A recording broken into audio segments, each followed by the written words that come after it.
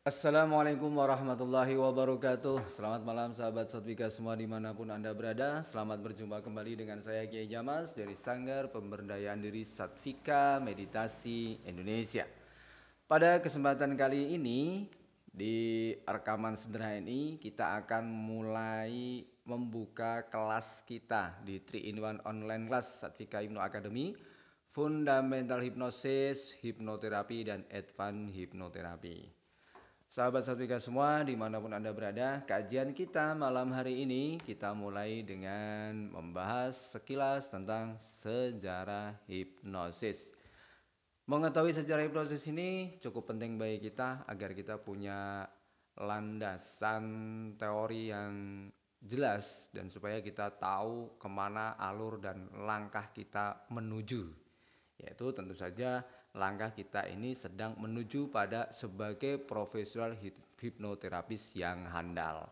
Oke, sahabat Satvika semua dimanapun Anda berada, peserta kelas 3-in-1 online kelas Satvika Hypno Academy, Fundamental Hypnosis, Hipnoterapi dan Advanced Hipnoterapi yang diberkahi dan dirahmati oleh Allah Subhanahu wa taala.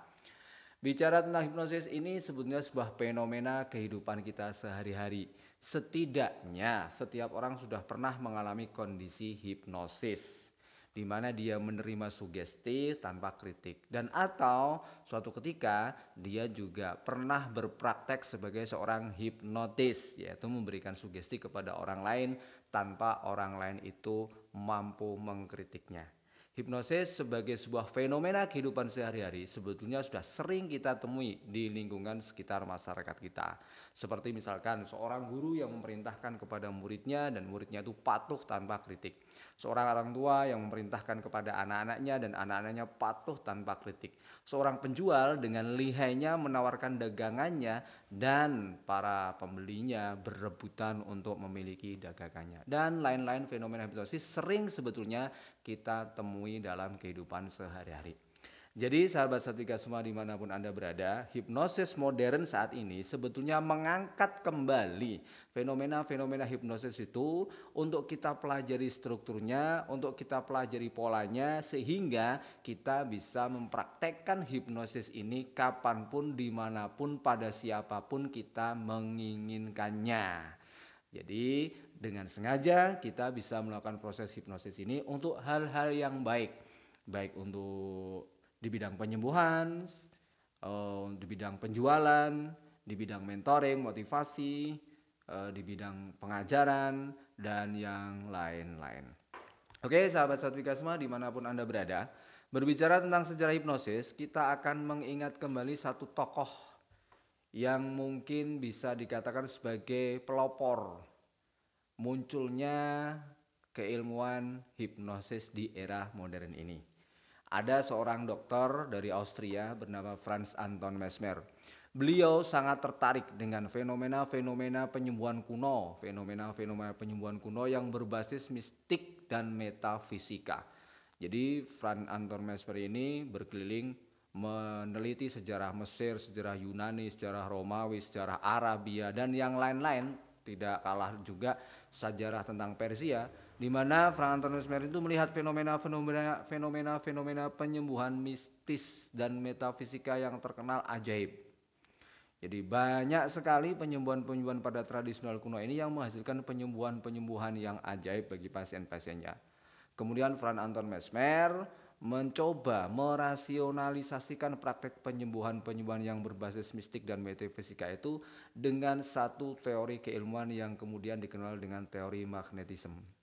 Artinya Franz Anton Mesmer kemudian membuat satu teori bahwasanya dunia ini dipenuhi dengan energi magnetis, di dalam tubuh manusia juga dipenuhi dengan energi magnetis. Jika energi magnetis antara manusia dengan alam semesta ini seimbang, maka manusia cenderung dalam kondisi kesehatan yang prima.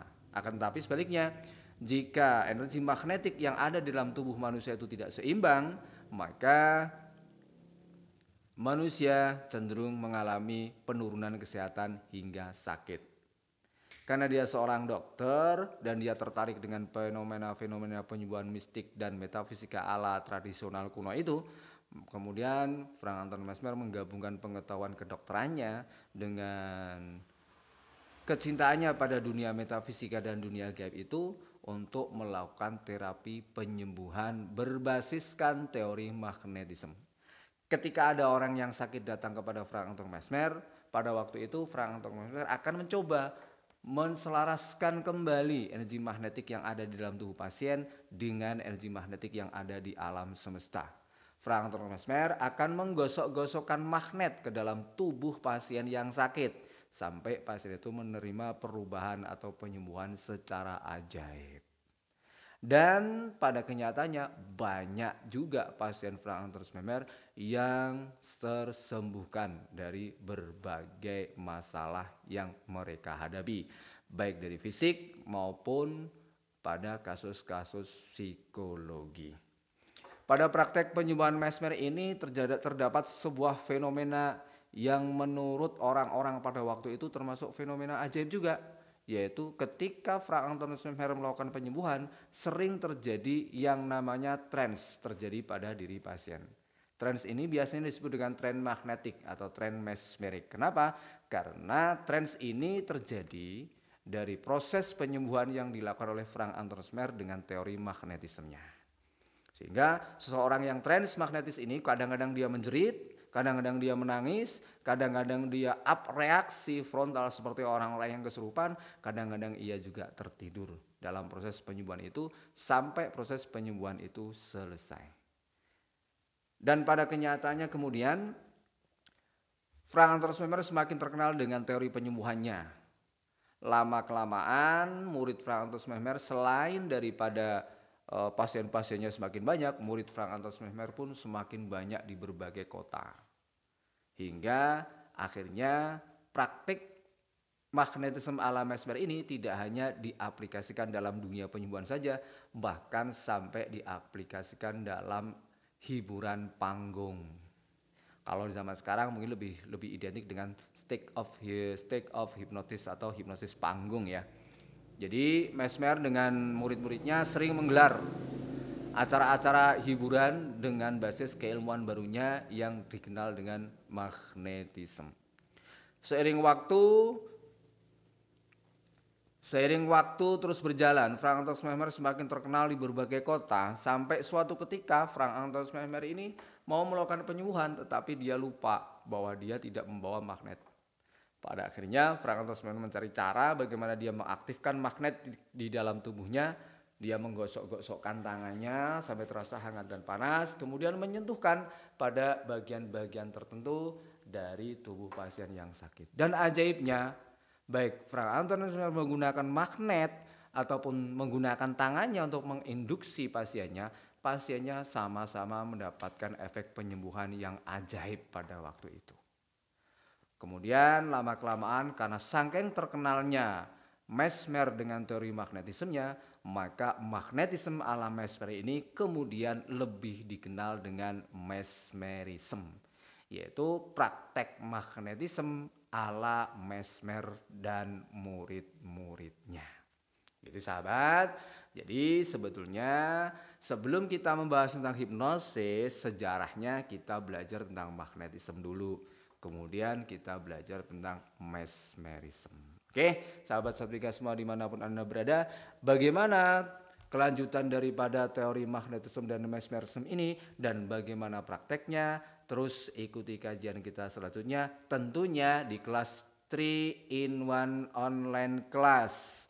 Audio ini hanya sebagai audio pembukaan bagi sahabat-sahabat Satvika semua yang ingin mengikuti kajiannya, silahkan gabung di kelas 3 in 1 online class. Kita akan bahas dari bagaimana praktek magnetisme, praktek mesmerisme, sampai fundamental hipnosisnya, sampai basic hipnoterapinya, sampai advance hipnoterapinya. Insya Allah dalam waktu 1 bulan semua bisa kelar, semua bisa praktek dengan sebaik-baiknya. Dan tentu saja sebagai apresiasi positif dari kami memberikan sertifikat bagi peserta pelatihan yang lulus ujian online-nya. Insya Allah ujian online-nya gampang. Yang penting, yang pasti ketika Anda bisa mengikuti kajian ini dengan baik, mengikuti apapun yang menjadi arahan saya selama itu baik untuk pembelajaran Anda, insya Allah Anda semua bisa lulus ujian dengan sebaik-baiknya.